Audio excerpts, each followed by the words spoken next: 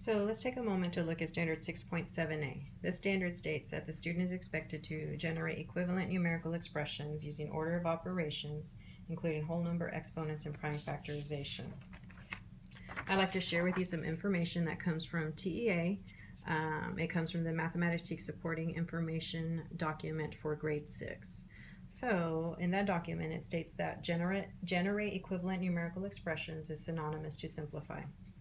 Students are expected to understand that each step in the simplifying process generates an equivalent expression. Only whole number exponents will be used, and bases have no limitation. So let's take a moment and discuss what are the order of operations? So the order of operations are a set of rules by which calculations are performed first when simplifying an expression. The first rule is to perform any calculations inside grouping symbols, which could be parentheses and or brackets. The second rule is to perform any calculations that involve exponents. The third rule is to perform all multiplication or division from left to right. The last rule is to perform all addition or subtraction from left to right.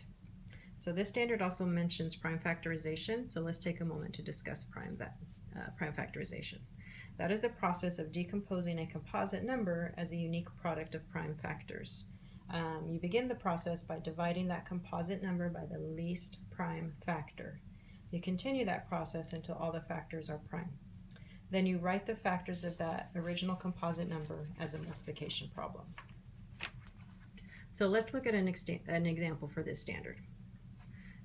Frank had $65. He spent $2 per day for 7 days.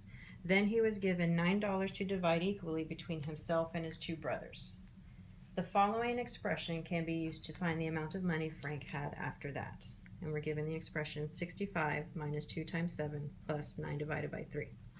Based on this expression, what is the amount of money Frank had remaining? So let's just review the order of operations again. We always begin with grouping symbols.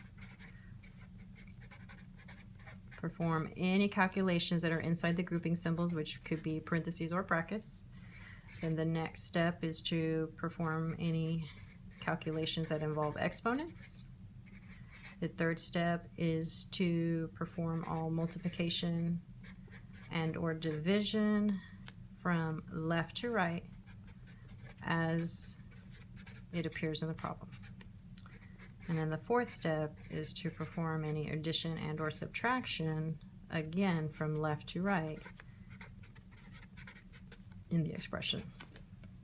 So we look at this expression that we're given, and our first step is to evaluate grouping symbols. There are no grouping symbols in that expression. So we're going to move on to the next step, which is exponents. So there are no exponents in that expression as well. So now we're going to move on to the third step, which is multiplication and division. I do see that we have both some multiplication and division in this expression. So first I'm going to rewrite the expression. Now remember, the multiplication and division we simplify and calculate from left to right. So as I look and read this problem from left to right, I see that there is a 2 times 7. There's also a 9 divided by 3. But the 2 times 7 comes first as you read the problem from left to right. So that is what we're going to perform first. So you carry down all your other terms. 2 times 7 is 14. Carry down the rest of your expression. So we still have a division. So now, and again we're reading from left to right, I'm going to simplify the 9 divided by 3. Carry down the rest of the terms in the expression. 9 divided by 3 gives us 3.